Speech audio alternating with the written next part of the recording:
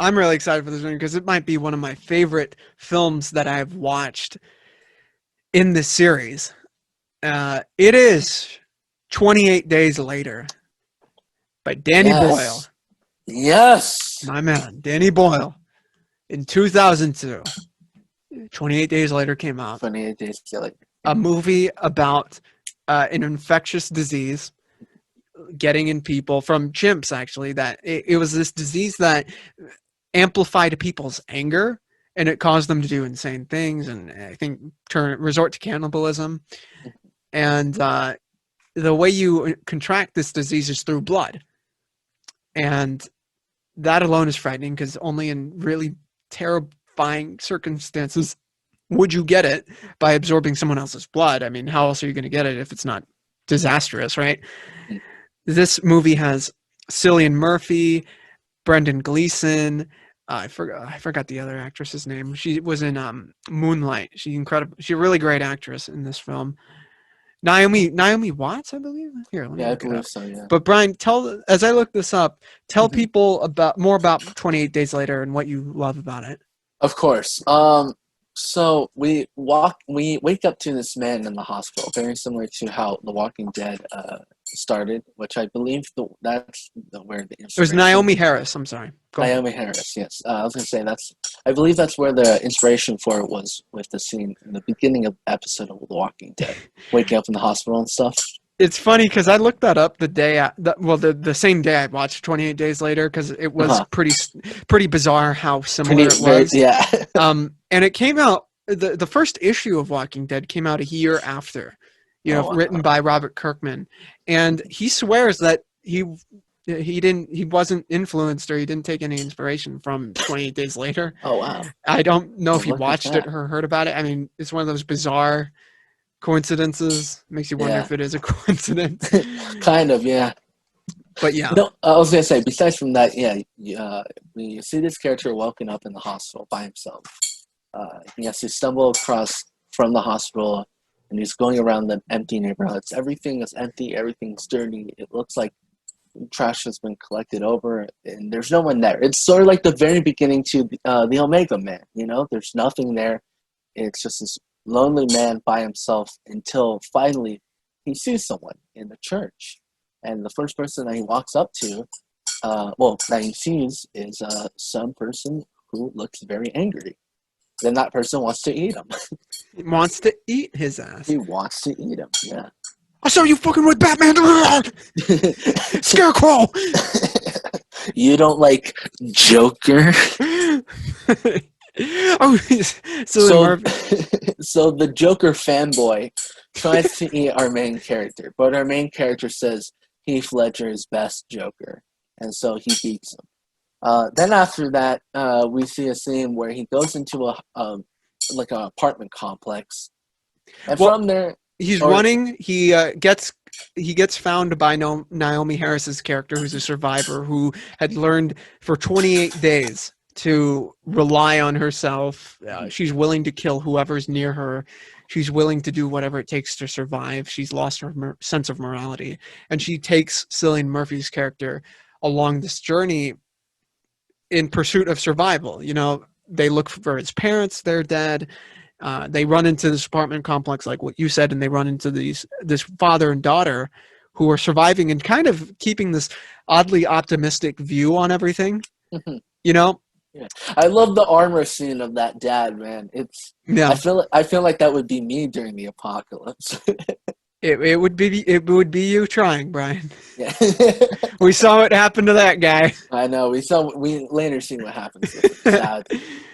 I actually love those characters in the film. Yeah. Once they finally get to the family unit, because it turns very much into a family drama, more so than like a zombie film. Yeah. And I want to ask you how you feel about this, because I've had this argument before about the difference between the infected and zombies. Do you consider them within the same class? Do you separate them at all? How do you look at both types of creature? I think there's a separation within them. The infected is more or less not of the dead being reanimated, but more or less of just they're infected of some viral disease or from some blood disease. One of my classes, we talked about zombies and stuff, and the comparison of the 28 days later zombification sort of thing compared to other zombie movies, and it's very different because it's not zombification; it's a rage virus. Hmm. But since they do cause a similar effect, they're essentially doing the same thing. Yeah. Would that? How does that affect your viewpoint on both? Would you just consider them both different phenotypes of the same type of, animal, I would or? say, I would say that they're both very different sense Mhm. of the animal, because more or less, one is reanimation from the dead, and the other one is just living but infected. It's sort of like a difference between rabies and one of those diseases that like grows mushrooms on top of an animal. Right. Well, so I'm trying to remember. Were there any scenes where we saw someone who died and then they were brought back because of the blood that was transfused? I believe it was later on when our characters gets taken by the military Right. people, and one of the military vets does get eaten by their, I forgot his name, but the one that they held within the cages, Right. and they were just using him as like a toy and stuff. He gets bit, but then he comes back. Right. Oh, and that's another great part about the film when they run into the military Mhm. and their leader, their general, is played by Christopher Eccleston, who's actually one of my favorite. I think is a very underrated actor. He played the Ninth Doctor in Doctor Who. Mhm. Phenomenal, phenomenal in that role. I'm just saying, um, and he's phenomenal in this film. He's really good, and I think he needs more work because he's just a talent that should not be wasted. Uh, and I freaked out when I saw him. Actually, I had no idea he was in the film, and my arms raised. I was like, "Oh shit, there you go. This is not okay." But yeah, that's a great part of the film where they have the soldier who turned into an infected. They chained him up so they can see how long it takes for them the infected to die. Whether they do die, whether it be years or months or days. It was a really interesting detail that they had in, you know. And another thing that I wanted to bring up to you was that the director Danny Boyle knew virtually nothing about zombies. He knew virtually nothing. It was the scriptwriter who was a real zombie freak and wrote something. Wow. And Danny Boyle took that script, learned about zombies through it. He had respect for George Romero and all that, obviously, because you have to. Um, but he It's took a that. requirement. It's a It's requirement, under the zombie handbook. Uh, you have right? to respect George Romero, It's under the Romero clause for sure. the Romero clause. And how do you feel about that? Do you think it felt natural the way that he handled the infected within this film? Yeah, I feel like, I was gonna say I never knew about that detail until right now. That's weird because I feel like he did such an amazing job. Even if he wasn't trying to go for zombification, it's still defined as a zombie film, and it just works perfectly. It's not like one of those weird cheesy zombie films like Juan of the Dead or Shaun of the Dead, but those are great films in their Hey, own. you watch what you said about I know Shaun of Shaun the of the Dead is Dead. amazing, That's but my shit. hey, but what about Juan of the Dead? My favorite, my favorite Look, Spanish zombie film. they don't have Cornetto in that movie, okay? No, If we're talking about if we're talking about Spanish zombie slash infected films, I gotta go with Wreck. oh, I oh gotta go yeah, with Wreck. yeah. Wreck is amazing. But Wreck. even then, is that a zombie film or is that an infectious film? Well, that's why I said zombie slash infected Oh, okay. I didn't hear that last part. genre. Um, Okay. but I would put the infected in the same zombie genre, because it's the same template for a film, same way you would tell the story. I like we mentioned at the very beginning. This opens up very similarly to Walking Dead, and it's almost a very similar story to the first season of that show. Yeah. In terms of looking for people, where you're headed, what's going to happen to your family. Um, and let me ask you a question: were there parts of this movie that kind of reminded you of Zombieland? I no, yeah, definitely. I think the parts where with the family parts, it's Yeah. very much, four people just trying to survive and stuff, and they're doing as much as they can, and they're just trying to live the best life as they can. And then until one of them gets a glimmer of hope that there was some help, that they could get some help, and then they bum rush it through, and then sadly the father gets infected. I think I hate that scene so much because he loses his Twinkie. No, I hate that scene so much because it's a bird who infects him. It really sucks. Well, it was a bird who caught his attention, and then there was a body on A top, body, body hanging, I believe, and then a it little drifted. droplet, into his Yeah, eye. it was sad though. Very Sad sad. scene. Love Brendan Gleeson in that film. I love the scene where they're in the van and they're driving and they're trying to get it in. A really good piece of tension. Oh Where yeah. they're, I believe, like something happened with the tire or something. Mhm. And they have to fix it before all the infected gather on them. Really fun. They're having a good time surviving, which you never see in these types of movies. Like in the post-apocalypse films, they're very dreary and dreadful. Yeah, like, oh my god, this is it. I can no longer have a normal life. But you feel like, even though that in real life, you would feel like some people would still try and make some sort of semblance of Of life, like an yeah. understanding. They'll be like, well, this is life now, and we just have to, get used to it. Like at the very end of Shaun of the Dead, Shaun of the Dead, where yeah. where they're using them in game shows. Yeah. Shopping carts and stuff. Yeah, it's perfect. Um, Man, I love that movie so much. I love both these films, and it's Oh pretty yeah. hard to choose which I love more because Mhm. I love the independent punk feel to this movie. Mhm. They have this really distinct soundtrack to it, where it sounds like kind of punky and grungy at times, where it's like Mhm. really like you're getting really worried about what's going to happen when they're being chased. Really unique feel to it, especially when you compare it to Danny Boyle's other films, like Train Spotting.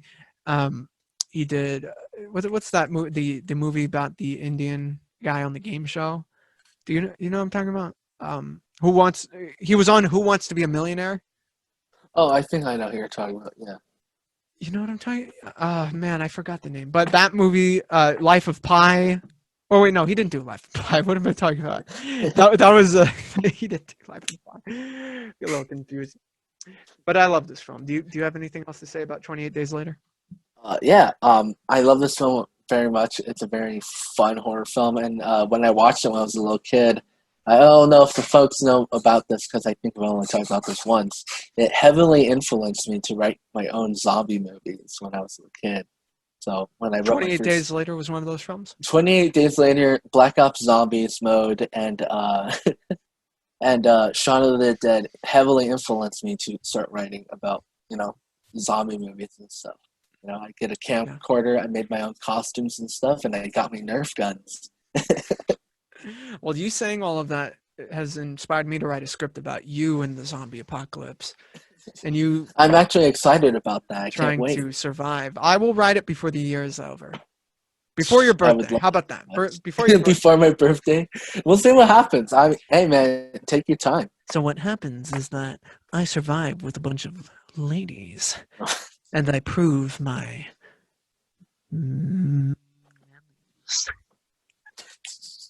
with my guns. Okay, Brian, what you want to know what the movie question is? Yeah, sure. Let's move on to the movie question. Is I'm ready. 28 Days Later Mhm. the best zombie/infected film of all time? And if not, what is? That's hard. Got you stumped, huh? I know you got me mega stumped right Got now. you fucked up.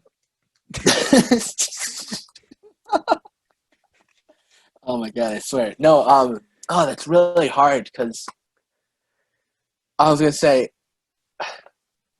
I have to bring it back to the classics.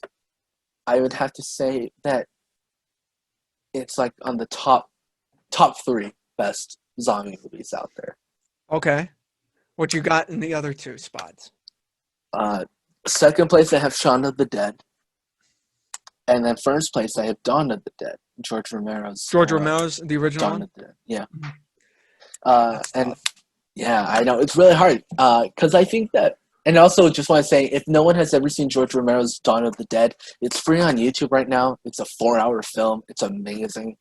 Uh, I mean, I will say there's more character depth, and I know it's gonna sound weird, but there's a little bit more connection with characters in 28 Days Later than there is in Dawn of the Dead, in my opinion. But I just love the whole sense of, it's a very it's a very consumerist zombie movie. It's making fun of American ideology about the mall and stuff, and how Yeah, these people just about surviving commercialism. within it. Yeah, it's a Well, great that film. yeah, that was a great thing about Romero back in the day, more Mhm. so than later. Yeah, Where Romero, 2004. where his work was mainly satire, Mhm. on the public, and I'm actually going to watch that because I actually looked it up right now on YouTube. There's Dawn of the Dead 1978 theatrical cut, Mhm. Blu-ray. Then there's the extra long version. Oh yeah, I watched the extra long version. Yeah. Real quick before I give my answer to the question, Oh, okay. what do you think of the remake that Zack Snyder directed versus the original? Well, obviously it doesn't subpar to it, but I think it does something pretty good.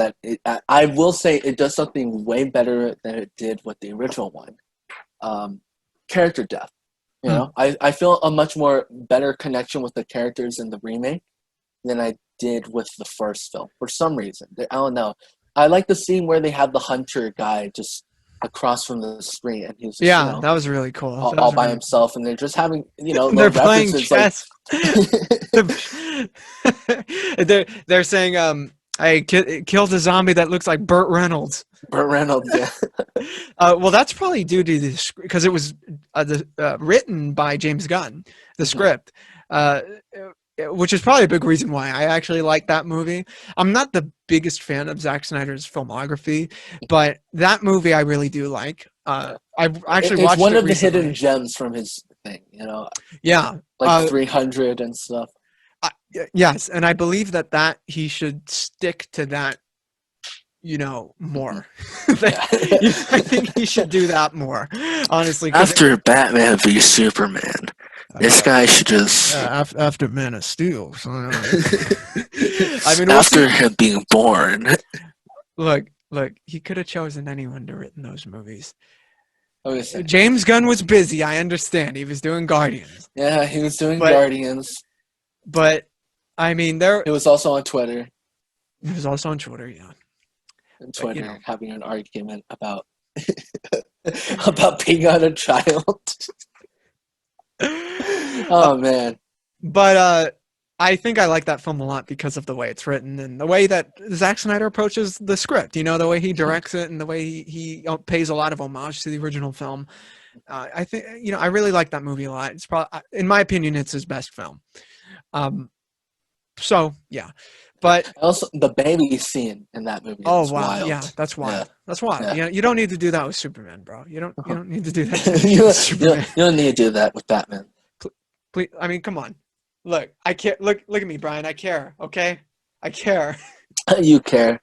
I was gonna say I don't have a shirt like that. I just have a shirt that says "Don't feed the hipsters," and it's a bear. It's a bear. Oh, It's a bear holding onto like a root beer. I miss root beer from the outside world. From the outside, I miss the A and W. Like I was talking to my friend Ufway recently. Like, you know what I really miss? I miss during quarantine. You know what I really miss during quarantine? Cherry Fresh air. Cokes. Oh, Jerry And Coke. she's like, you can go get this stuff for it and make it. It's like, oh, those were the days. Those were the days, man. I miss the days where you could just like walk up to Costco, just go. You could barely do that before quarantine. I know you had to wait like 4-hour lines. But okay, so for me, right now, of the zombie / infected films that I've watched, this is up there. This is probably my favorite, right next to Shaun of the Dead. And Shaun of the Dead was my top for a very long time. Wow. That's a movie I can't get over. But what's this movie? 28 Days Later it really just covers all the bases for me in terms of caring, the violence, the pursuit, the actors. Oh, the score too. The score. I mean, come on. It's amazing. Oh yeah. They had Christopher Eccleston in it, for God's sake. They had Doctor Who himself. They had the Doctor himself. They had the Doctor himself. Speaking of Nicolas Cage, there's this great video, and I'll be very quick, but there's this great video for the 50th anniversary of Doctor Who. It's like, what if Doctor Who was made in America? And they got to the 9th Doctor, who Christopher Eccleston played. Who is his American counterpart? And they had Nicolas Cage as the 9th Doctor in space, going around in his leather jacket.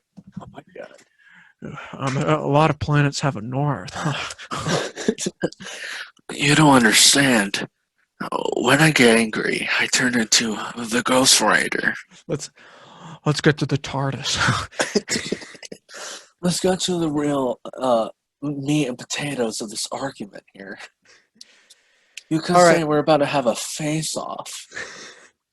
All right, shut up. We're going to get to the last one of the day. Imagine John Travolta as the doctor. No. What? No, hell no. Why'd you put that in my head? Just imagine.